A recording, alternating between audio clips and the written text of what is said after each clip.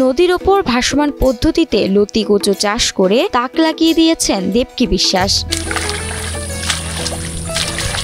নদীর ঢেউয়ে ডুঙ্গা নৌকায় উঠে লতি কচু তুলছেন দেবকী। প্রতিদিন ৫ থেকে ৭ কেজি এই লতি কচু তুলে বাজারে বিক্রি করে প্রতি মাসে প্রায় ২০ থেকে ২৫,০০০ টাকা আয় করেন তিনি। ৩০,০০০ টাকা খরচ করে তার মনে করে দুগুণ লাভ হয়েছে। যশোরের কেশবপুর উপজেলার মধ্যকুল গ্রামের বাসিন্দা দেবকী বিশ্বাস ৫ বছর ধরে হরিহর নদীর উপর ভাসমান পদ্ধতিতে লতি কচু চাষ করছেন তিনি। একমাত্র ভিটে মাটি ছাড়া কোনো আবাদি জমি নেই তার। এরপর ২০২০ সালে কৃষি বিভাগের সহায়তায় মাত্র ৩০,০০০ টাকা পুঁজি নিয়ে শুরু করেন ভাসমান এই লতি কচুর চাষ।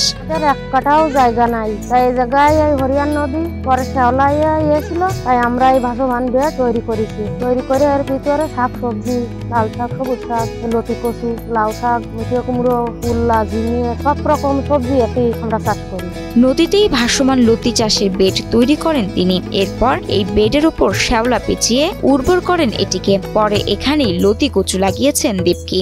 এর তলে আছে বাঁশ দিয়ে বেড তৈরি করেছি নেট দিয়ে। তারপরে আমরা এর শ্যাওলা সাজিয়ে শ্যাওলা ফসাই তারপরে লতি কচু লাগাই। যশোরের বুক চিরে বয়ে চলা হরিহর নদী একসময় ছিল শুধু যাতায়াত আর মাছ ধরার মাধ্যম। আজ সেই নদী এই পরিবারের জীবনে এনে দিয়েছে নতুন সম্ভাবনা। এই লতি কচু চাষ করে আজ তারা পেয়েছেন সফলতা।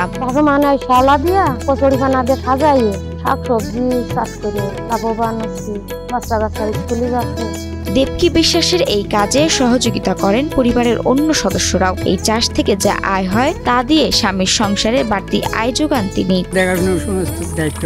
এটা আছে আমাদের ওই পরিবারের, আমরা শ্বশুর, আমার শাশুড়ি, আমার যা আছে, আমরা থেকে এই যে পরিবারের সবাই বিক্রি করে আমাদের লাভ হয়। আমরা সংসারে আছে যে খরচ খরচা এই থেকে আমরা করতে পারি, এবার খাওয়াও চলে যায়। জীবনের সব আয়োজন এখানে একসাথে।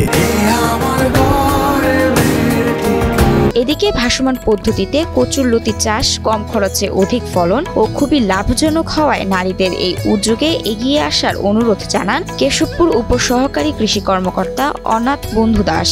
আমরা এই ভাসমান বেডে যত রকম আধুনিক প্রযুক্তি সময় উপযোগী প্রশিক্ষণ দিয়ে থাকি এবং পরামর্শ দিয়ে থাকি।